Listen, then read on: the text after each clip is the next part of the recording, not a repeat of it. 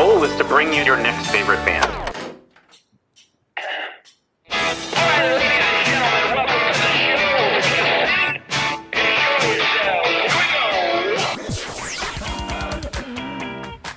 Thanks for having us. This is a very cool show. Yeah, so through many iterations, and we finally landed on the weirdest one by far. Yeah, simple feelings, and boom, you got a sound. I remember this one time.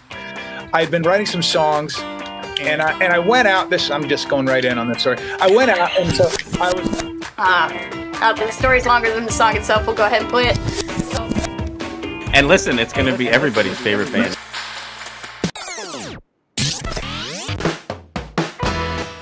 Welcome to your next favorite band. That's both the show title and our promise to you. We here at Stereophilia Studio are tireless in our pursuit of finding incredible, genre-defiant artists who are either a hot up-and-coming band or a group that has been delivering for years but have flown under the radar. Tonight, Philly-based singer-songwriter and viscerally queer Seán Barna.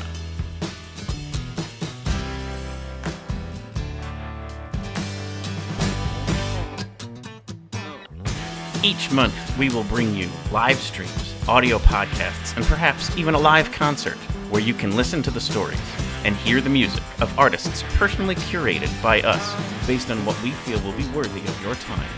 Be sure to subscribe and tune in to each episode because the possibilities are endless and you never know who will be your next favorite band. Hello, everybody. Welcome to the show. I am your host, Philip Reese. Hello, and I am David Moore, your co-host. And this is Your Next Favorite Band. And Philly is super representing here in July. Yeah, well, it's a good place to, Philly in summer, it gets real hot, but it is, as far as representing, is fantastic. I love the fact that we've had a bunch of Philadelphia artists on lately, and today is no different. Yeah, Seán Barna. Can't wait to talk to him. I'm such a huge fan of his music. And his latest release is just something that has just been on regular playlist and repeat this summer for me. Yeah, I mean, there's both the dynamic songwriting, but there's also all sorts of nuggets in there that get unlocked with multiple listens. And totally. It's great to find an album like that also connects everything together. Yeah. Can't wait to bring him on the show. But first, a couple things to kind of cover. I actually wanted to check David.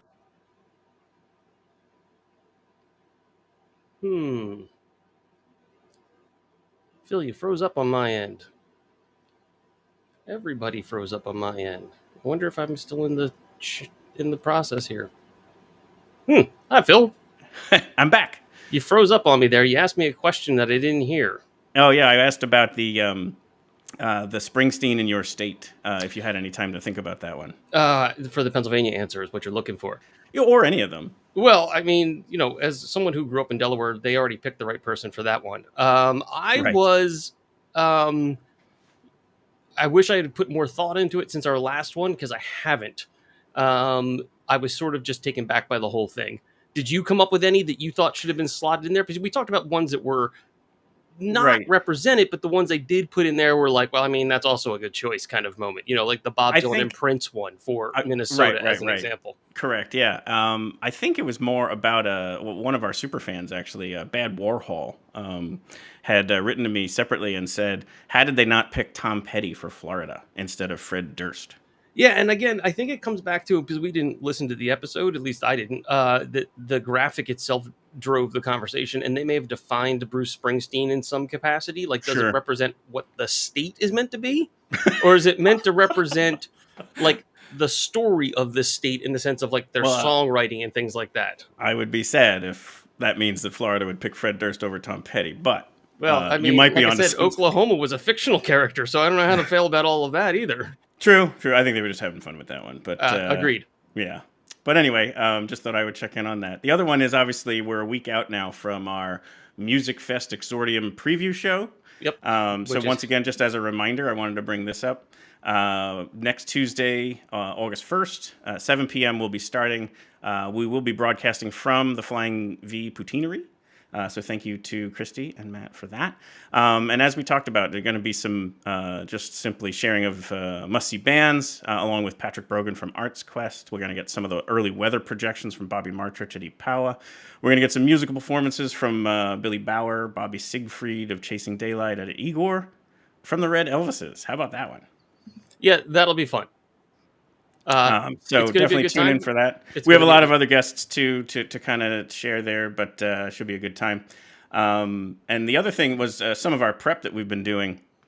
Obviously, we always want to highlight the returning favorites, which just means people who have been on the show previously, who are now coming back to Music Fest. So real quick, Seth Witcher, Groove Merchants, They're There, Dylan Zangwill, Corinne Mamana, Chasing Daylight, Fig for a Kiss, The Accidentals, which is huge, Tioga, the Tisberries, who were on last week, Emily Drinker, Lehigh Valley Girls Rock, Fox Royale, Dirty Dollhouse, Billy Bauer Band, Wheatus, Pepperwine, and John Worthy and the Bends. So 18 in all there, which I think is very exciting. So we're going to spend some more time about kind of highlighting some of those that night, but I just figured I'd bring it up here to kind of say thank you to all those people for coming on the show previously, and to highly encourage people to start to check off those different artists to go check out during Music Fest. Yeah, I mean, there's the other artists, which we will talk about that night, which will be artists that are new to us, and hopefully we'll be able to help give people some insight in where to spend their festival time. Correct. Yeah, and just get people ready for it. I mean, the app is amazing. If you can download that, it's highly recommended. It's a way to kind of really help navigate your different bands that you definitely want to go see and what days and times and stages they're going to be on. And it gives you other information about vendors and food trucks and all that kind of stuff. So highly recommend that part. And just some of the other behind the scenes stuff that's kind of cool to hear from people about. Absolutely. And plus we get weather, which is it's an outdoor festival. And I know that sounds petty, but it really, not petty, but it sounds like, and the weather, but it's 10 days and we get a pretty good idea of what to expect. Yeah, kind of vital to get that right, or at least be aware of that kind of stuff since it is outdoors. But anyway, let's move to our guest for tonight, shall we? That sounds awesome. So, like I said, there's this song called Benjamin Whishaw Smiled, and it is such a very, very cool song. It's got such a great, just kind of pop feel to it, but it's also just super, just very, very cool. I think everyone's going to like this one. So take a listen to Seán Barna's Benjamin Whishaw Smiled.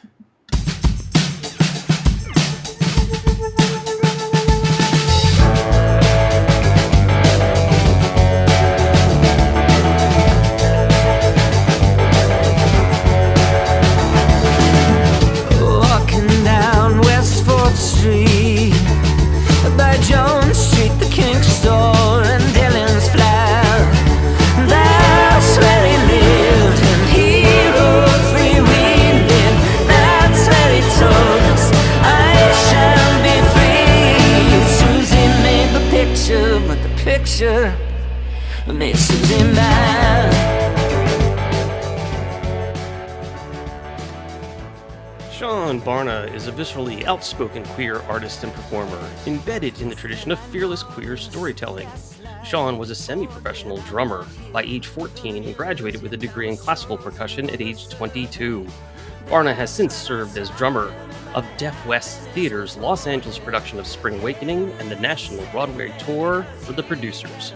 Seán has released 2 albums, several EPs and singles. Released in May of 2023, An Evening of at Macri Park, his second LP and Kill Rock Star's debut, is a character study of the dimly lit Brooklyn queer bar, Macri Park, and the characters who thrive within its walls.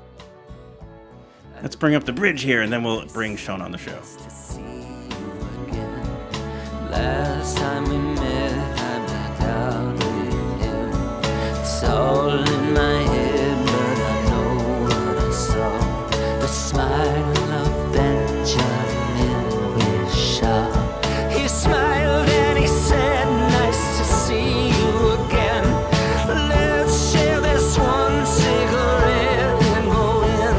I never found love when I lived in London, but I saw you walking by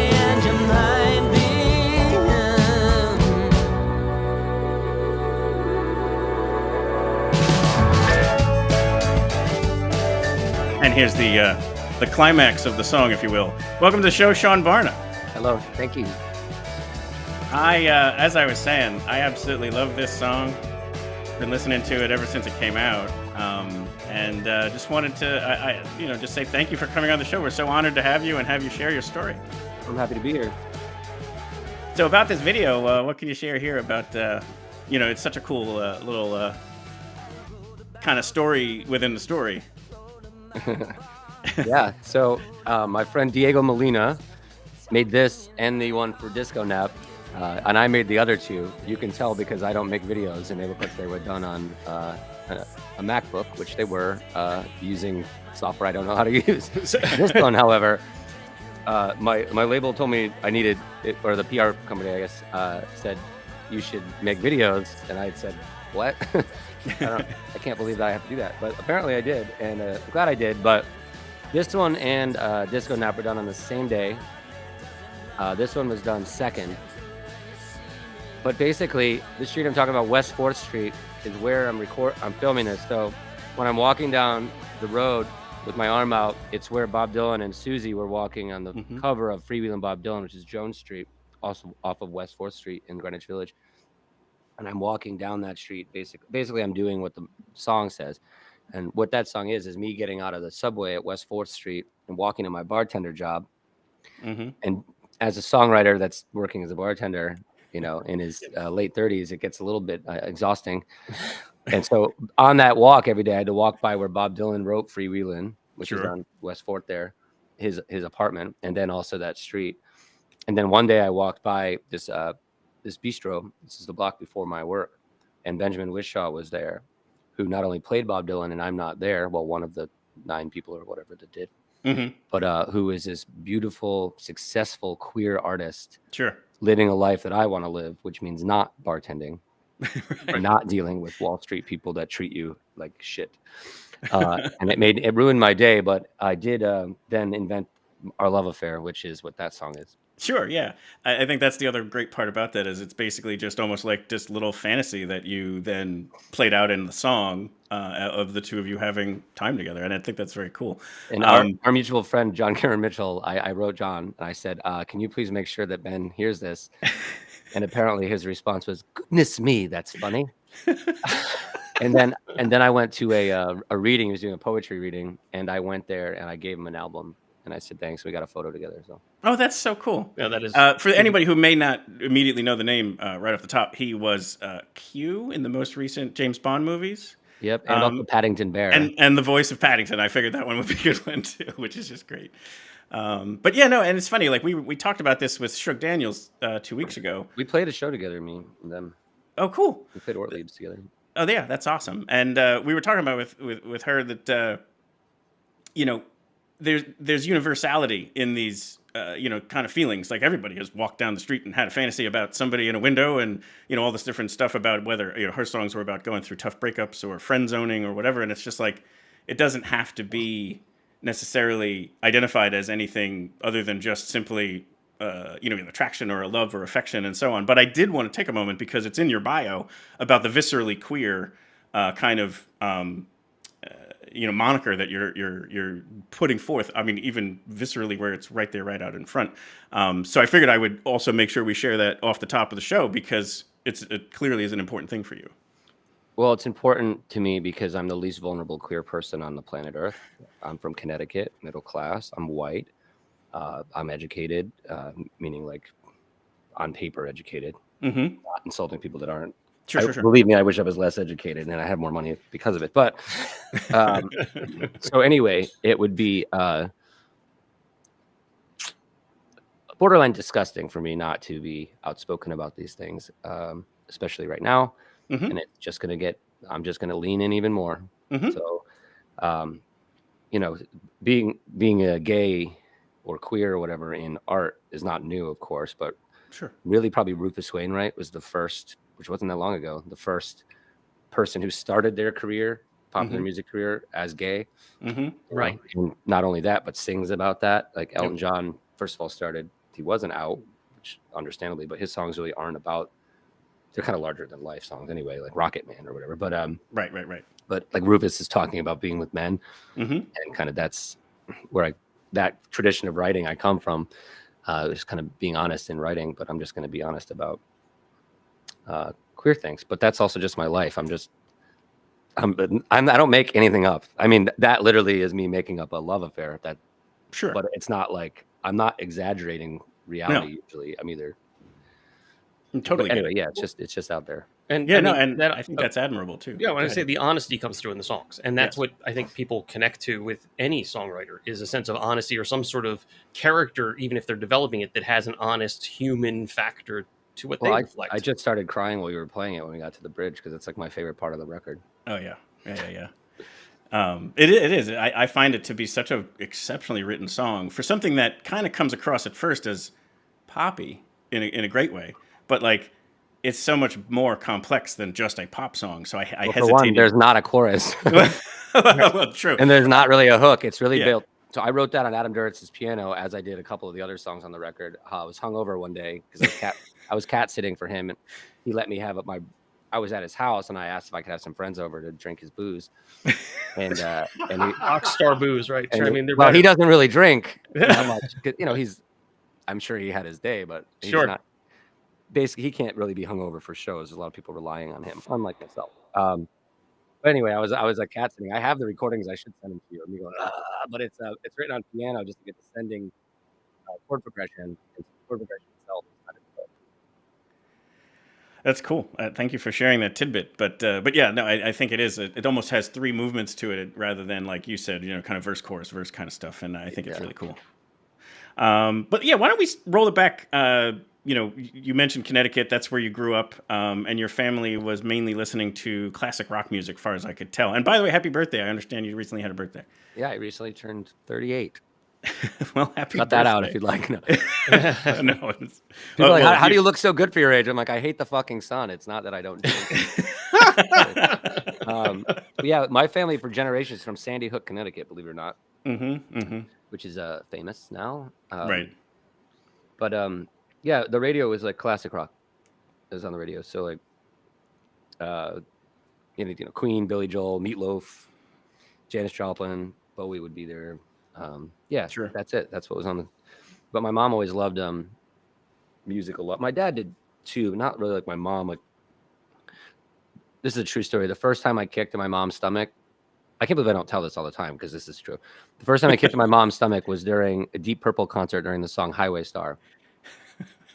Well, that is specific and full on like rocking at that point in time.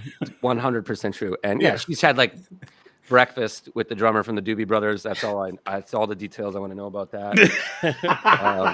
There's just, things like that. But, you guys are talking about Springsteen. I was working backstage at Alice Tully Hall in New York City back in 2008. The Charlie Chaplin Award, and just that night, normally it's like a youth choir or some shit, but this night it's like everybody that's been in a movie or whatever with Tom Hanks. So like Mike Nichols is there, Steven Spielberg is there, Springsteen's there to sing Streets of Philadelphia, and I'm the backstage like assistant to make sure they don't get lost because it's like a maze down there. And my job is to wear a cheap tuxedo and pretend I don't know who anybody is usually. Right. But on this day, Bruce's job description. I mean, really, it's like, I'm not like, oh my God, can I get your signature on my boobs? But so Springsteen's manager comes up and says, hey, we need to get to the car. Can you bring us? This is after the event. And so it's me, Springsteen, Patty, and his manager in the freight elevator, which is like a big, brightly lit elevator. It goes really slow. Freight elevators usually go slow. Right. And I'm standing there and I say, I'm not even a Springsteen guy at this point. I actually had just barely started writing songs, kind of. I said, Bruce, when I was 2 weeks old, my mother left me with my grandmother so she could go see you play at Eagles Stadium, and I don't appreciate it. And he burst out laughing and gave me a big hug and said, send my best to your mother. That's outstanding. I'm sure he's probably like, thank goodness that was such an original interaction. Like, yeah, well, I just fuck with everyone. That's the same reason I know Adam Duritz. We were talking about, which I'm not going to treat people like they're different. I'm just telling random stories now, I guess. I was in his house. It was me and a couple people were talking about whatever was on the radio, like Pandora radio at Adam's house. And he comes over like just to kind of like, hey, what's going on? what are you talking about? I'm like, oh, we're just talking about this band. And he's like, yeah, the band's really good, but I don't know. Some of the lyrics are, I don't know. And I said, this from the fucking Na Na Na guy. Long December, the chorus is not Right. Yeah. And he almost choked laughing and asked me for my phone number. So that's how I become friends with people, I guess. I'm just horrible to them. Yeah, no, I think it probably that's so appreciated to be just so genuine and again, like not just fawning all over them for, but to also have a little bit of a nugget into who they are too. I think that's awesome. Yeah, I mean, it's just funny. I don't know. Yeah, it is. He's gotten me back since. He's introduced me the entire tour I did with him. He introduced me as Seán Barna in the British Cigarette Band.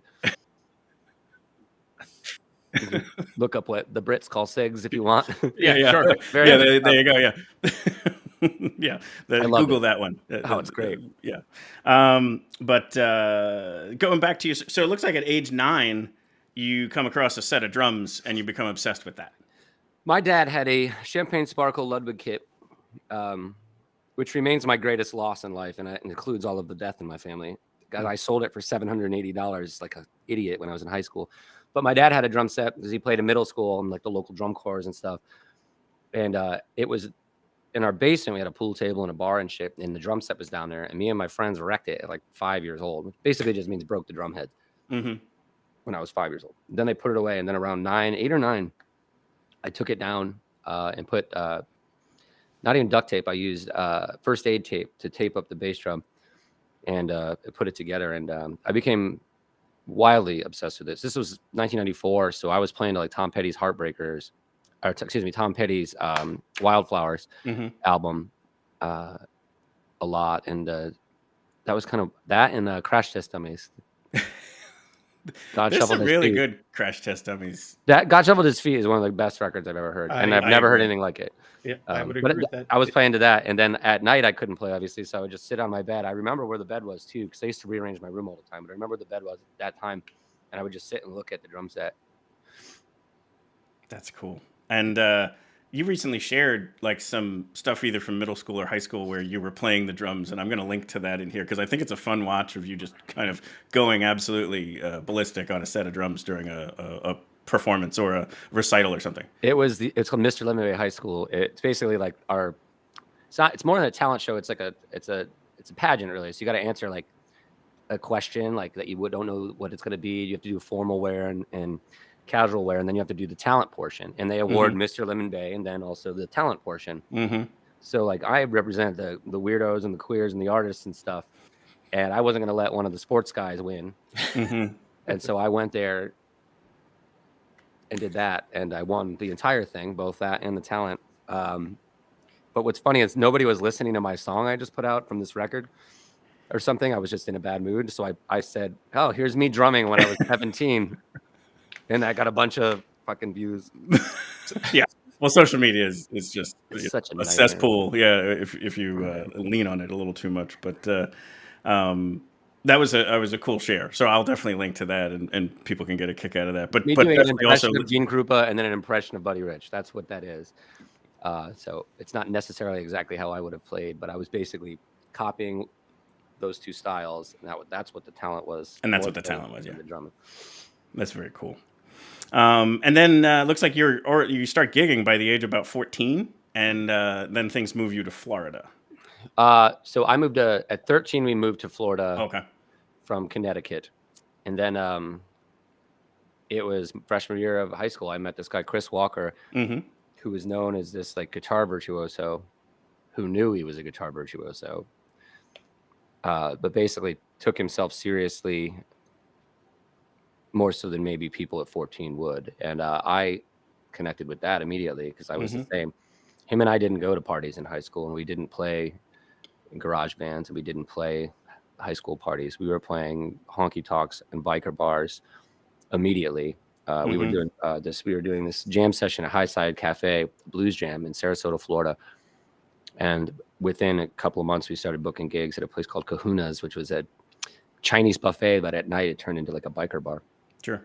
Right in Inglewood, Florida. And we did that, and we still occasionally do it. He was doing Armed Forces Entertainment shit recently, and like traveling to Air Force bases specifically abroad. And I did that with him for a bit, and we still talk, and we have a we have a thing that we share that is really specific because what we did in high school is very strange.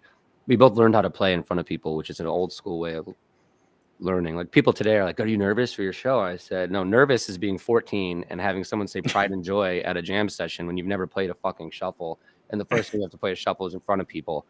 That's Right. nervous. Right. Shuffles are still a nightmare. They are to be reckoned with. Anyway, that's nervous. You're right. No, and you already dealt with all that.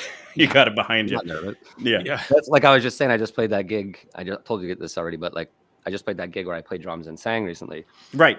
And people say, "Oh man, isn't that hard?" And I say, "Well, no, it was hard not to go to any parties in college when I was practicing all day long. Yeah. This is easy now."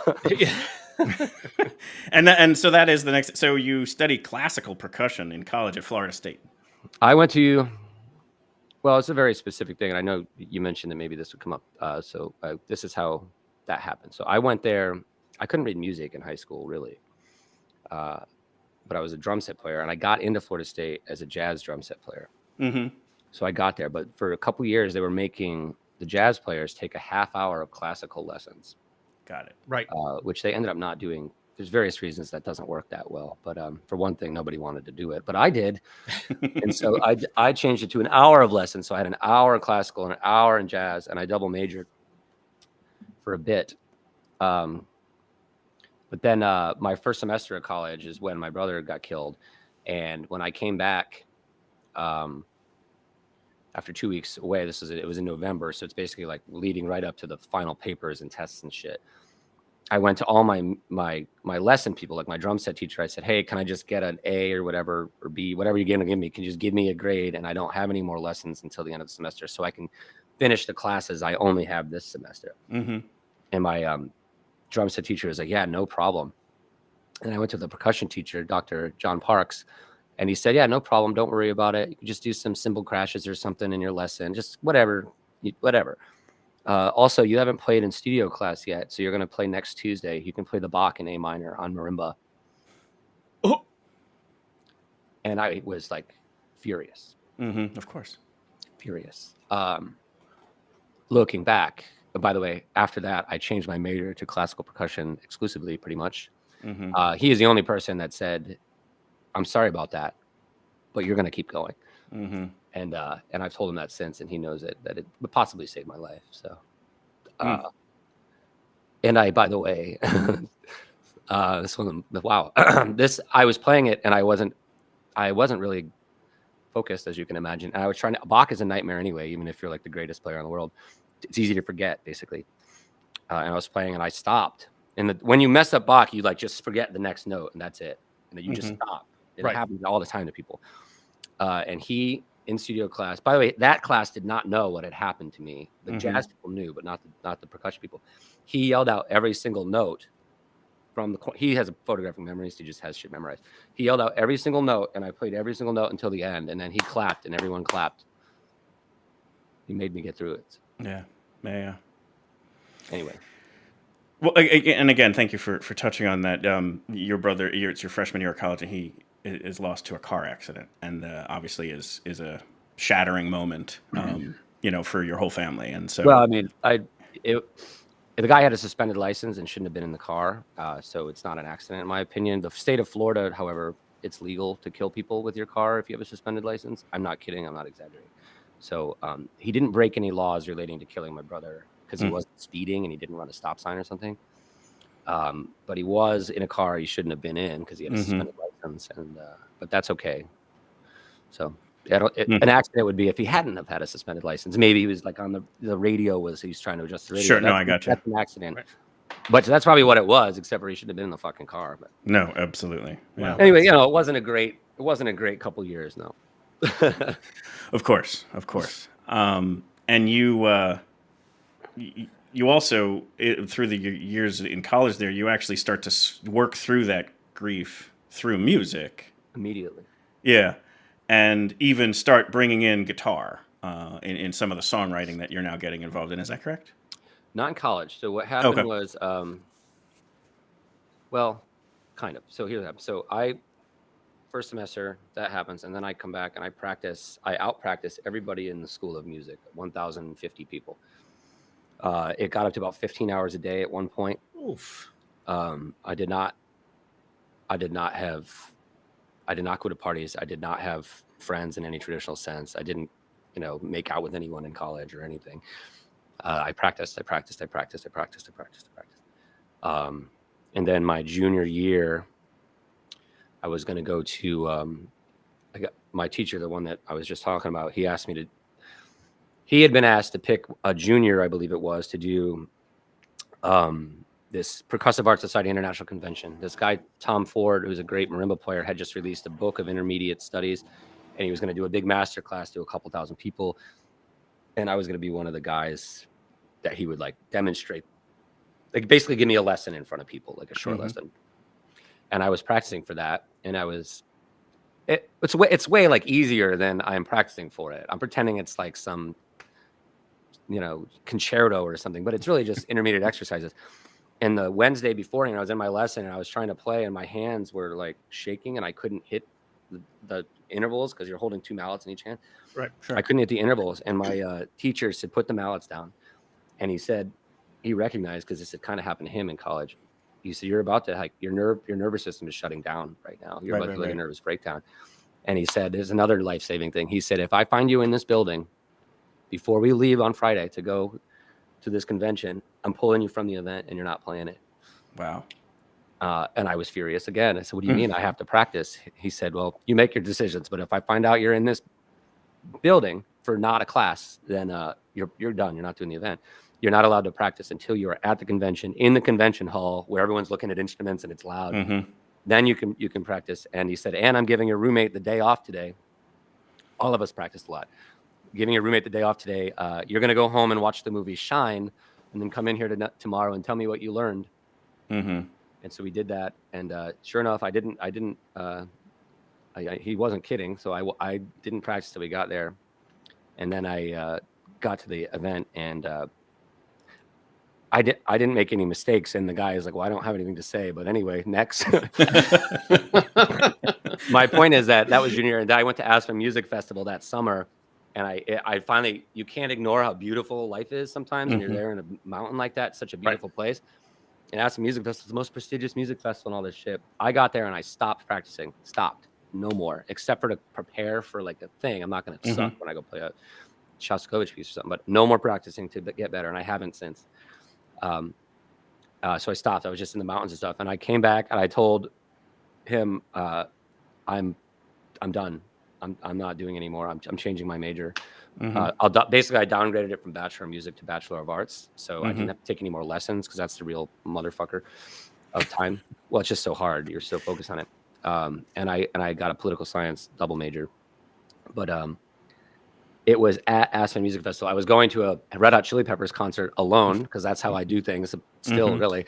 And I bought a guitar in Denver, and I said, I want to learn how to play Bob Dylan songs or Beatles songs poorly. I never ever want to try to get good at this. And I've stuck to it because I have the knowledge for the chords and stuff from going to classical music school or whatever. Sure. But I've never sat and done scales still. And it's kind of getting in the way now a little bit. Maybe I need to do a little bit, but I really have stuck to it, and it's made it something I enjoy because of the art of it, not the art of getting better at the instrument. I'm not trying to be a guitar player. I'm a drummer if someone wants to hire me to do that. Nobody's ever going to hire me to play guitar, and I'm really fine with that. Same with piano. Sure, I'm intrigued by the combination that you just discussed with this sort of high-end theory percussionist in your mind that has to battle the weekend playing guitar-esque skills that you're referring to, and writing songs, how those two things come together. That's a really interesting, the classical mind with the sort of intentional journeyman guitar skills. And I'm intrigued on how that comes together for your songwriting. Well, so even when I was doing classical stuff, I was doing Bach or Debussy. I wasn't particularly interested in the highly technical shit. I like beautiful stuff. Sure. And I was always a very emotional player, even on drum set. But guitar, you're going to get pretty good at it anyway, but I'm not going to sit and do scales for hours anymore. I'm not going to do that. That being said, finger picking, it's never been hard for me to do that, to think about what each finger is doing individually and sing. That's just drumming and coordination and stuff. It's easy. Sure. Singing and playing guitar was never a hill I had to climb to do that. Once you get to such a level, a very like seriously world-class professional level at something, which I'm not anymore, by the way, at classical percussion, like that isn't something that doesn't transfer, Right. Sure. not, it's just, it's a way of thinking, a way of separating things, a way of, no, if I can't like get up to a minor chord up the fretboard or something, like I can pretty quickly go through the motions of like how to fix that pretty quickly. Sure. So it's not like I don't practice, but I'm not going to obsess about it and try to be a guitar player. I'm a songwriter. And as far as the theory and stuff, I mean, you're learning chords and chord changes and structures and stuff. You learn forms of songs, and that's just kind of like any music you learn, you're going to learn that. And then if you want to change to other instruments, it's kind of easier. I could be very, very good at guitar in 1 year, guaranteed. Mm-hmm. Right. Just like I know how to do it, Right. But you're more into, like you said, you're telling stories and just writing songs around the stories, and then that's the more important emphasis there. And I think that's that's very cool. Is this around the time where you get inspired by the Counting Crows? Like you watch VH1 Storytellers and MTV 10 Spot about them. Is that where that happens? No, so almost. So I had the guitar. I quit playing music. So I actually, that in my junior year, I decided I'm not going to practice anymore like this. I'm not going to do it. I used to enjoy playing drums. To this day, it is hard. If I have a different fucking personality, it's like I'm Dr. Jekyll and Mr. Hyde, and I'm aware of it, so I'm more careful around people. But it's not like, remember, I was dealing with immense grief and pouring it right through. So like, smashing a wall with my hand because I messed something up once is just like used to be the norm. Anyway, I stopped doing that, but immediately when I stopped practicing, all of a sudden I'm playing the musicals at Florida State, which they had a great theater program, so I'm having fun. I'm meeting people. That's new. I can't emphasize enough that I didn't meet people in college except for the people in my program. Right. So I'm playing again, and all of a sudden, the producer's Broadway show, my friend had already graduated, and he was Leo Bloom for the 2 last years of the official tour. But the last year, the drummer left, Greg, and I got the gig. Somebody told the music director I was cute. It's true. Right. No audition. But the thing is, if you sucked the first day, you would have been gone. But we ran it once in Atlantic City, and then we opened in Atlantic City at Harrah's, where I would be fired a year later from the same company for my attitude. Anyway, so right before I went on that tour, this was summer 2007. Summer of 2007, I was about to go on that tour, and my cousins brought me to a Counting Crows show, and I actually Collective Soul and Live were playing, and I actually Collective Soul was one of those. I had that blue album they had, and I would play drums to that too. That was one of the ones I had back in the mid '90s. I did not have a Counting Crows record. I didn't know really anything about them. However, what I saw that night was like male vulnerability kind of for the first time. We don't do a ton of that up in New England, Irish Italians. Sure. No, I got you. Something about it, I don't know. But I just saw this storyteller, someone who was just really in it, or at least that's how I felt it. And I met him after randomly because my cousin knew somebody who knew somebody, and it was outside, so the backstage was like outside. And he's like, yeah, it was a weird show. So my girlfriend and I just broke up. And it was like, oh, he's really like this. Like it was just, he had a bad day, But anyway, I didn't think anything of it. But except for I started like being interested in words. Sure. So I started writing words down, and so that's why I started writing. And what's interesting is my first day of college, fast forwarding 4 years prior to that, I met my new roommate in the dorm, and he put on the song. He's like, listen to this. And he put on Mr. Jones from that Live at the 10 Spot, the Cross the Wire is what's called. He put on that song, and I remember being struck by it because I knew the song from the radio, of course. Sure. And I was like, oh, that's really interesting. This is so much more interesting to me than the one that's on the radio. And so that was my first day of college. And I didn't like go buy the CD or anything. I was like listening to jazz exclusively at that moment. Sure. So he's been in my life, Counting Crows. And then I started writing, and here we are. Yeah. And another person that you meet, it looks like you get booked at an Outlaw Road show and meet Dave Drago. Yeah. Yeah. So I was in LA, and I would see these things at Outlaw Roadshow. They would put up these garden sessions, which are just like an acoustic performance, which I learned later was just in Adam's living room. Mm-hmm. His house is fairly sizable. In Greenwich Village, it's like fucking hilarious to me. Anyway, I remember thinking I said I wasn't in high school playing with my friends and at parties and stuff. We were gigging, so me and Chris really didn't have a community in a standard way. It was older blues guys. That was our community kind of, but it was weird. But I remember this music community. I had kind of been longing for that, where it's like classical percussion. It's like you're focused, laser focused on what you're doing and your execution of it. And right. There is a community in it because you're doing it together with other people. But I always want to do it. So I wrote. They were taking submissions back then. So 2013, I wrote and said that I started writing songs because of Counting Crows, and I love them now, by the way. Sure. At this point. And can I play? And they said maybe, but then they canceled. That was Austin that year. They canceled that. And the next year, I was in DC, and I got a call. Can you be here by 3 p.m. on Friday? We need someone to play the first set the first day in Austin. So me and my partner at the time, Sam, drove 25 hours straight or whatever it is from DC to Austin without stopping because they couldn't. I got there 20 minutes before my set. Whoa. Oh. And I played. And then I just hung out for 3 days because I was like, community. Right. The funny thing is that one was it was dying in Austin. So what it was, I didn't really know any better. What it was kind of wasn't for that. And Adam wasn't there. He couldn't make that one. So fast forward to October or whatever that year, maybe the next year. I don't even know. Probably the next year. I wrote Ryan Spalding, who was one of the organizers, and said, can I come play in New York? And he said yes. And he put me up in the map room in the Bowery Electric, which is upstairs. It's this little room. It's got 30 capacity. It's really small. And I'm standing there, and I see Adam walk in, and I was like, oh, fuck. Right. He's going to be here. And the first 3 songs I thought were terrible because my band sucked. And then later, I'm talking to some friends, and we'll get to Dave Drago, by the way. Sure. Yeah, no, gotcha. Talking with some friends, and he walked out after the 4th song. I played the song Cutter Street alone. I told the band to fucking not play because it's not terrible. Wow. Stop, I got this. I was like, guys, you all want to be musicians, but none of you want to learn the fucking songs. I don't understand it's not that goddamn hard to learn a song.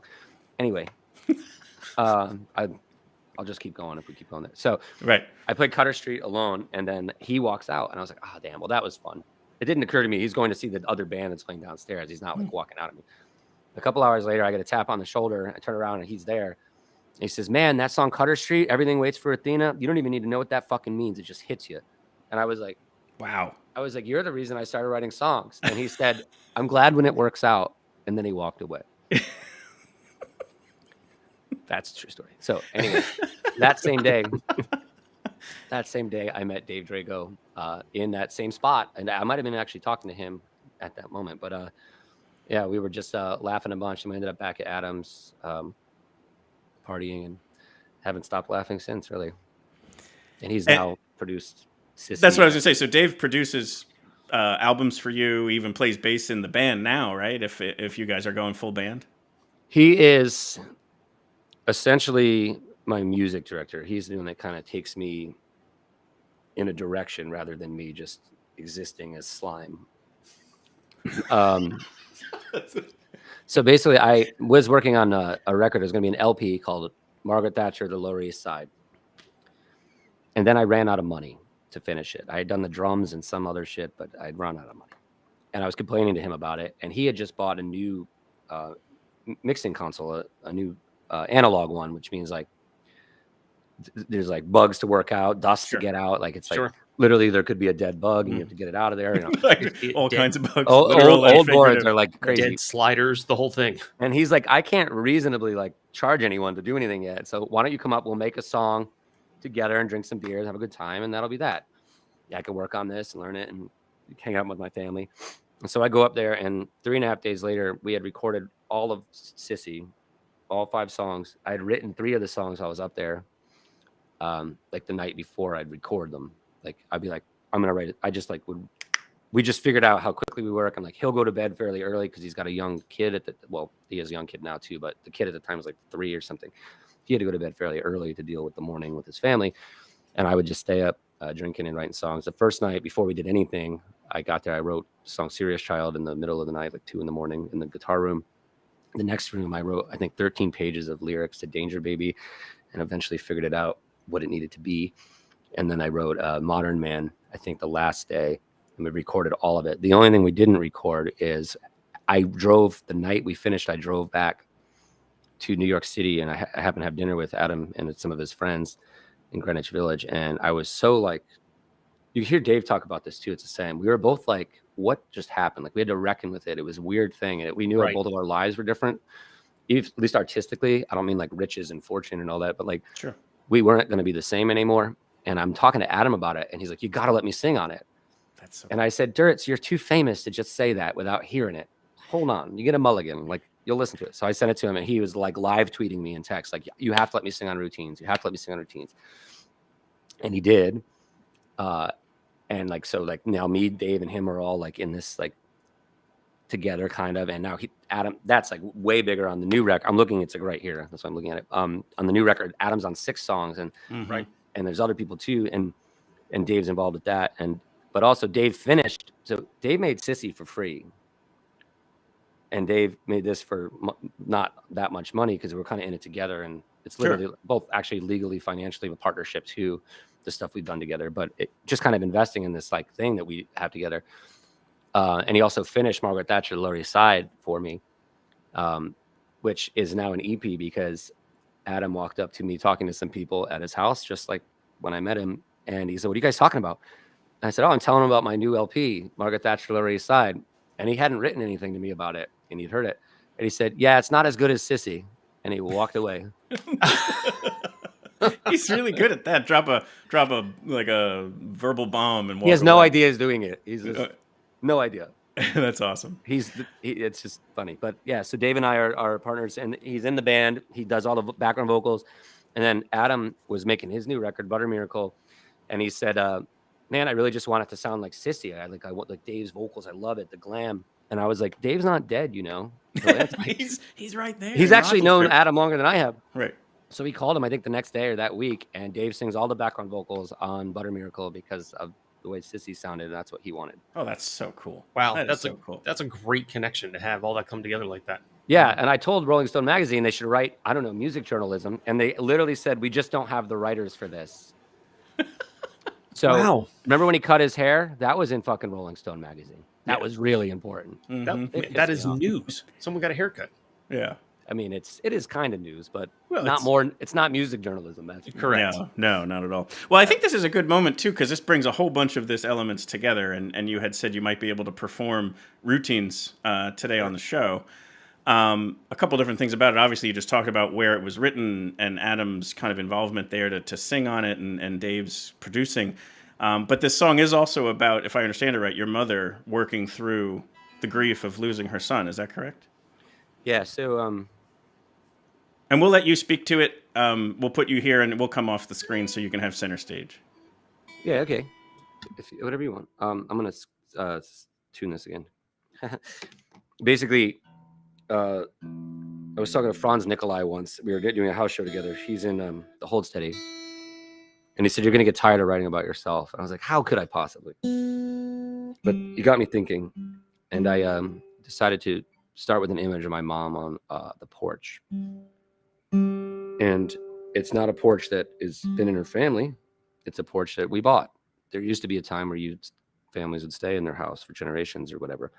We moved to Florida, and that wasn't the case. So it's just something lost when you move, and moving on generations. And it's a song about loss and grief, and how kind of like can't blame anybody for anything when they're going through something like that. So.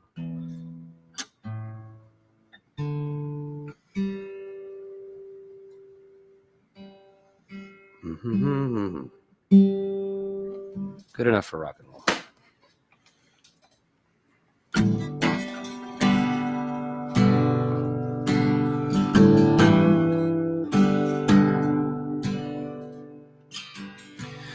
This woman, she just sits on the porch, a house and daddy didn't build. She's been missing her mother today, as she does when she notices the birds. And the tattoo on her leg, it's my brother's name. She says, fuck me, losing him still hurts.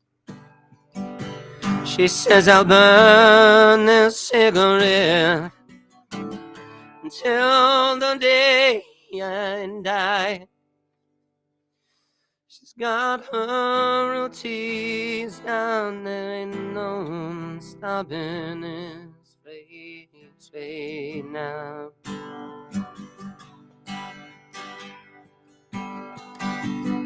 She shouldn't have favorite book, doesn't matter now. She did the best she could. And when her baby comes home, she'll stay in the other room. I guess when you love him down, sometimes it's the distance that gets you through. Not a goddamn day goes by where she don't know what he tells her to do. She's got her routines down there, ain't no stopping this freight train now. She's got her routines down there, ain't no stopping this freight train now. Oh, and now we better all rise, I don't know. And now we better off alive, she can't say for sure. Now we better off today, and the day her sweetheart died. My, oh my, oh my, oh my. And when she is in the mood, she'll talk about skipping school, 15 and drunk, out on the catwalk. Guess when you can see the highway out the window of your childhood bedroom, you can never leave too soon. Guess everyone needs to decide for themselves what it is. And then told her, she says, I regret almost everything, but I'm so glad that I had you. She's got her routines down, ain't no stopping this freight train now.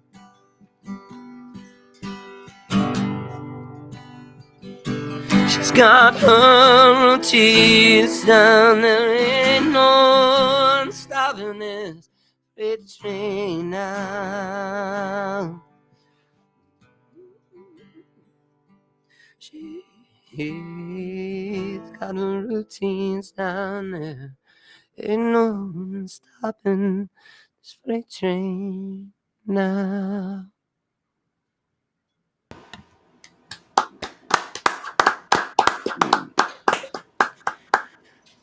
That was beautiful. Thanks. That is a wonderful, wonderful song and a terrific performance. Thank you so much for sharing that. Thanks. Yeah. Special. Thank you. That was terrific.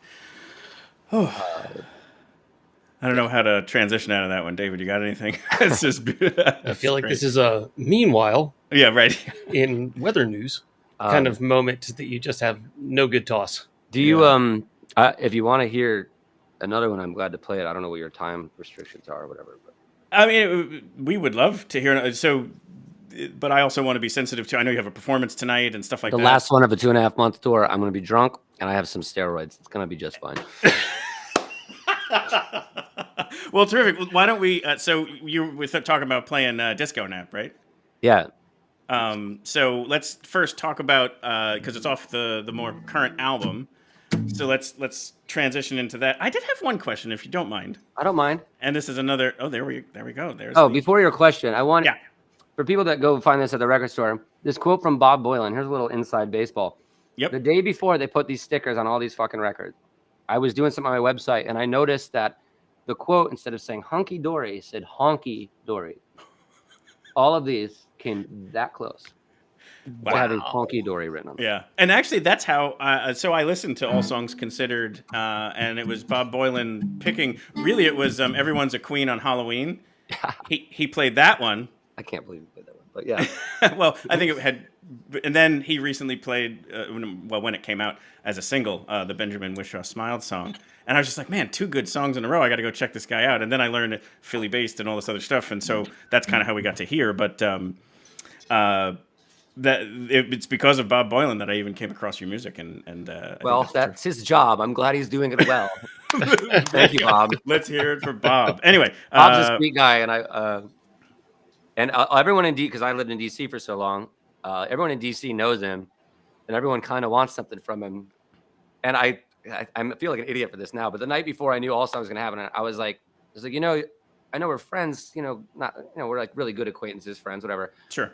You're not going to do this because of that, right? He's like, do you know how many unread emails I have right now? Basically, it's like 11,000. He's like, I don't do anything for friends in this capacity. It's like not possible. So right. Anyway, No, that is very cool.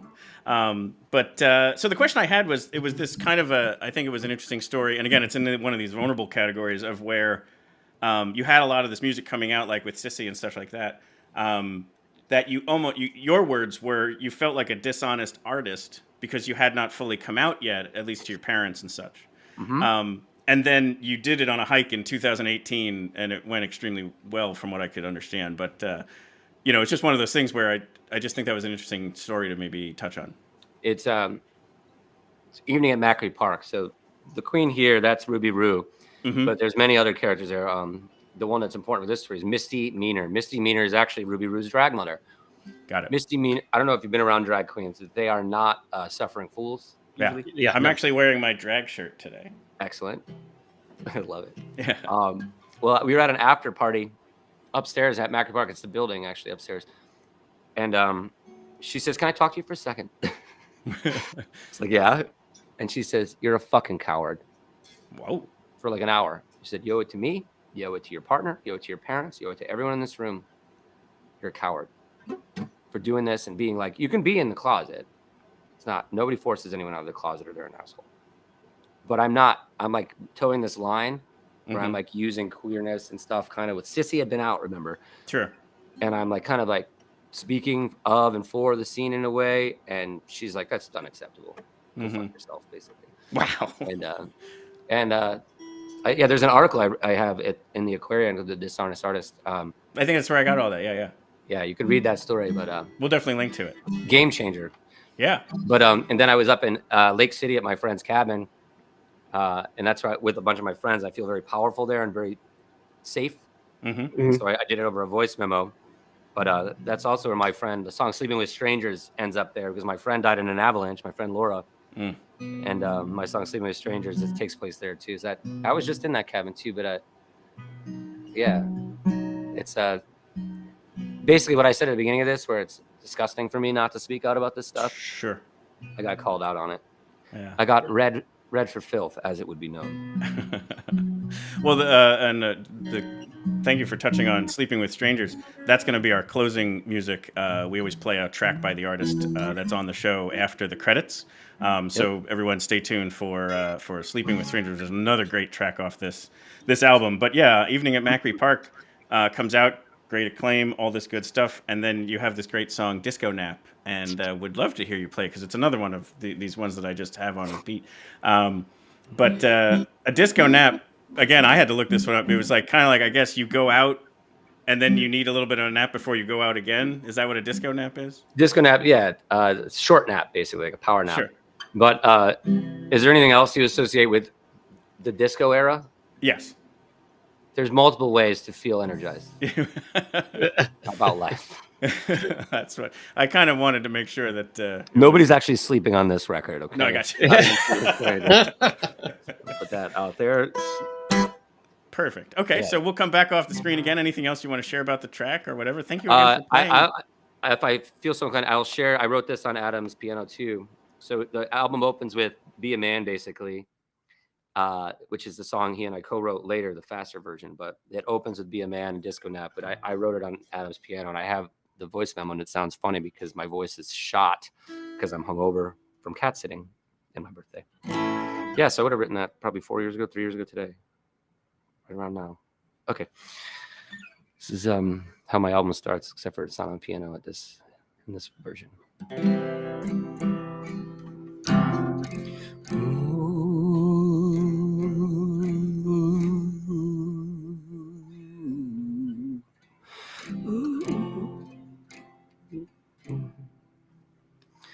And if you walk through the fire, would you notice? Would you look back and see your way in? And if you tired, would you notice that you've got a life to live and it's for real? So sit here for a while. I'll try not to think. Sit here, darling, and be a man with me. Sit here for a while. I'll try not to drink.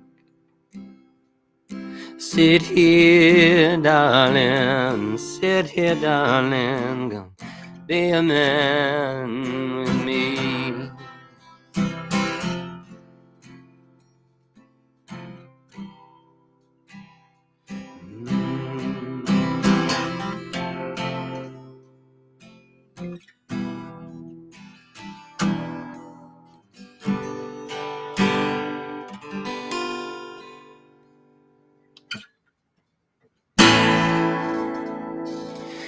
And come with me and walk ourselves down Jane Street. Last night was a bitch, that guy just wouldn't leave. So I finally told him,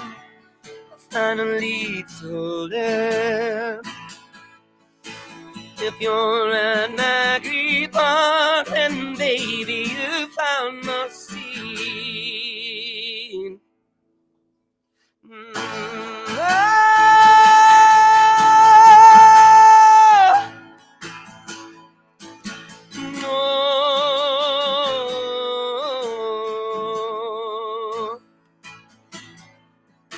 Came here for the music, but I'm not enough. With all these bars and hospitals, can't keep my head up. So I take a little disco now.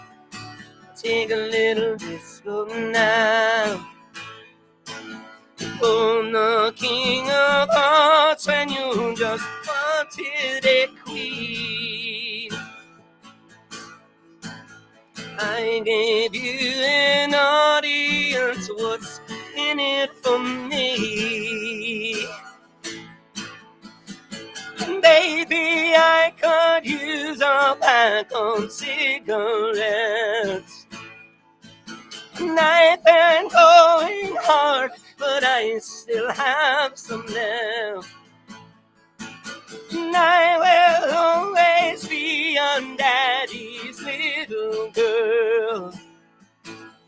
And I will always hide my bruises with my best pearl. So come a little closer. Just come a little closer. I like it when you're dancing. Just come a little closer.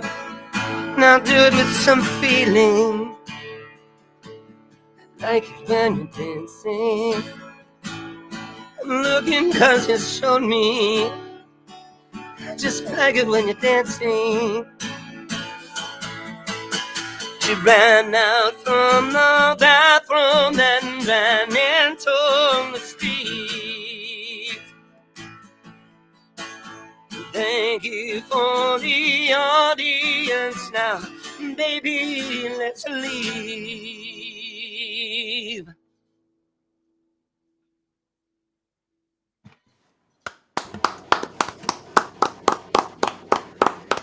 Thank you so much, man. That's a powerful song, and a great, again, wonderful performance there. It's just so awesome to see, like, you just throw yourself right all into it. Well, I don't have me playing drums on the record with me live, so I have to, except for the other night, so I have to just go for it. I don't know. These are visceral songs. We start to sure. Come with me. Let's walk ourselves down Jane Street. Jane Street is relatively one of the shortest streets in New York City. It's only 5 blocks. On one end of Jane Street is the Jane Hotel, which is where Hedwig and the Angry Inch off Broadway performed in the lobby. Mm-hmm. Also where RuPaul pre-fame lived upstairs in the 80s. Yep. If you walk down Jane Street 5 blocks, the other end of Jane Street is the AIDS Memorial, the HIV AIDS Memorial. So what you have is the entire gamut of what we are, beautiful things, and then the beautiful things being destroyed. Sure. That's why that is there, I guess. Yeah, and like there's been commentary about, like, your songwriting and what you're bringing to the table of being, like, making sure that the LGBTQ voice has space in rock music, like the accolades you're getting and the positive reaction you're getting to this music, even though it is visceral and it is something that you kind of got to be ready for to listen to. It's not just something to easy listen to. That's true about me. Just being in my friend. Well, that's terrific. But I just more mean, like, I wanted to just comment on that the reactions to this, both from professional music journalism, like we talked about before, and just common everyday listeners, I think has been tremendous. And I just can't wish but anything but the best for you and all the great opportunities coming forward. I hope so. I know you're on the last gig of this particular tour, but you had mentioned you might be setting up some East Coast stuff again. So August 31st, I'm playing. I'll announce this probably. I'm playing Sleepwalk in Brooklyn, which is where all the yellow scenes in that video in the Whishaw. It's my friend's bar in Brooklyn. Okay. And he has a beautiful listening room there. He bought the old Knitting Factory sound system even, which they just opened again somewhere else. But anyway, it's just a beautiful listening room. And I'm doing a show there August 31st with me and Paisley Fields, who's a queer country singer. Okay. Mia Byrne, who is one of the bigger Burning Lights on Kill Rock Stars. And I'm going to do a solo acoustic thing there. I also have just recorded a bluegrass record, traditional bluegrass record. Fun. And I'm trying to do vocals for that. So I might play some of that stuff too, a little more finger picking stuff. Yeah. But that's happening. But then basically there'll be that push. September, I'm going to be down in Nashville for like Americana Fest. I'm not playing officially, but Kill Rock Stars is doing something. So I'm doing some with them. Got it. I'm going to do some more recording. But really, I really hope I could play festivals finally. Like, I want to be the little fucking name on the bottom. I don't. I really, really want to do that. Like, I'm hoping like somebody read Pitchfork and like will call me and have that's me, true. Yeah, you got a pretty really good what I review want on to do. Pitchfork. I really want to play festivals. I was pseudo dating the. I shouldn't say that out loud. I'll tell you that after off the mic. Let's just say it's the worst piece of networking I've ever done in my life. I was pseudo dating the event director of Pitchfork Music Festival, and the week of my review, we decided we weren't actually going to speak to each other anymore. And then the review came out, and anyway, I don't know if I'll get onto that festival, but I'm trying to make it up to him. That's amazing. He's sweet guy. I miss him. Yeah, that's what I'd like to do. But I gotta rest. This is sure. I just need a second. I think I gotta make some money, and book a better tour, meaning like more efficient, and not leave a week in LA without a show, you know. Right. No, sure. yeah. And can't wait to catch a show somewhere here on the East Coast. Basically, you had let me know about the kind of the record release party that was happening in Philly, and it just didn't work out for me, and I was so sad that I couldn't be there. So I'm hoping I can catch it next time round when it's here. But again, Philly, New York, whatever, it's pretty reachable for us. Sleepwalk in Brooklyn on August 31st to be cool. The band, as it were, I don't think we'll see that again like that. It's going to change. I may even do drumming and singing as more of a thing for a second. That's cool. But we'll see. I don't know yet, but yeah.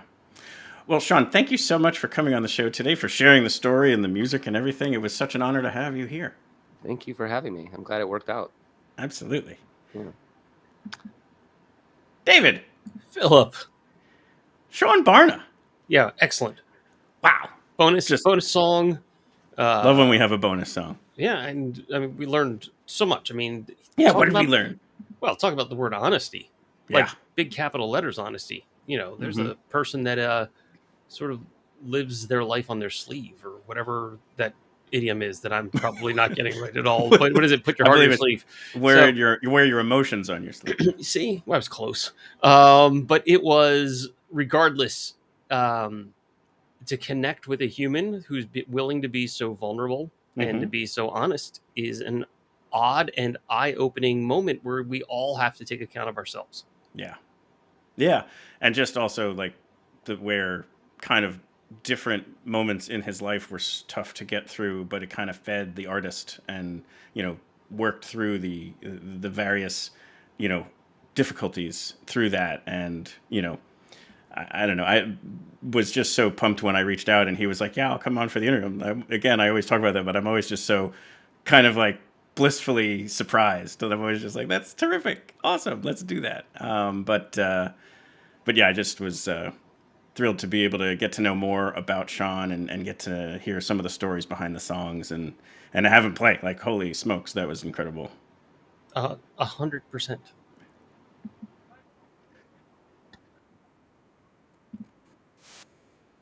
All right, Phil, let's say goodbye to everybody.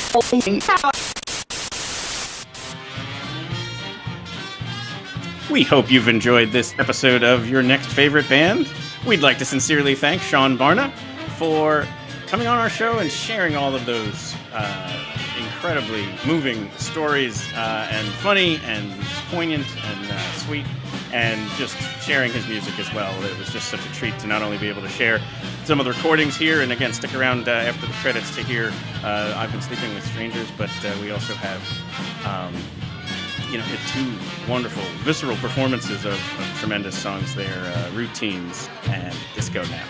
There'll be links in the show notes to his website, Spotify, YouTube, Bandcamp, all that good stuff, as well as a link to that post he did for his the drum solo during the talent show in high school, as well as his article about being the dishonest artist and how that kind of had a transformational moment for him.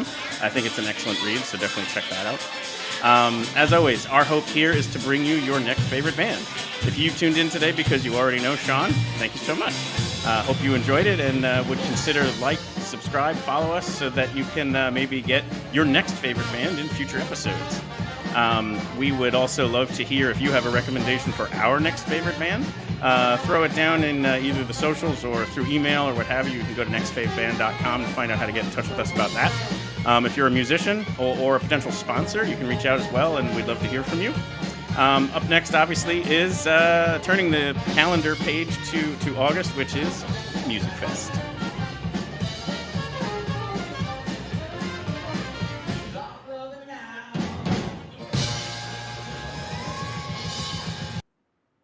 And here is Sleeping with Strangers by Seán Barna.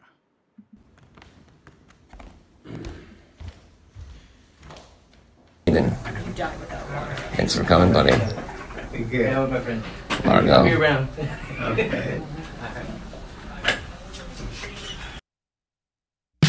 Go find a man covered in blood, a man who needs some change.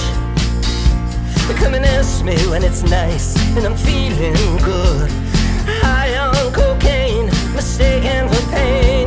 The line just need some kind of documentary. I hear there's a good one out on Amendment 13. Got nothing to give, but I got something to kill. I'm white and free and I've long had my fill. I've been sleeping with strangers. What's it to you? Yes, I've been sleeping with strangers. Got them queer mad blues. Oh, I've been waiting for a while. Sleep until 4 and you stay until 9. If the sun ain't tough, how do you know you survived? The trains roll out, the trains roll in. The thing about this room is a body's been bled. But something ain't right, yeah, something's gone wrong. Bob Dylan just released a 17-minute song. And I think about Lou Reed and his album Berlin. Then I think about how Lou Reed treated his trans girlfriend. I pick up the pills, I need to get some sleep. I like them, they make me feel believed. When I take a wrong turn, I don't know how to die. I don't even talk no more about suicide. I've been sleeping with strangers. What's it to you? Yes, I've been sleeping with strangers. Got them queer mad blues. Oh, I've been waiting for a while. You knew it's coming up. You saw the mountain up ahead. I felt green in my eyes and I saw blood on my bed. And I learned how to smoke and I bought a new car. I looked death in the face and that bitch gave me a scar. Let's pick up some beers. Let's take a drive out west. I got some friends out there, plus goddamn I could use a rest. And mama heard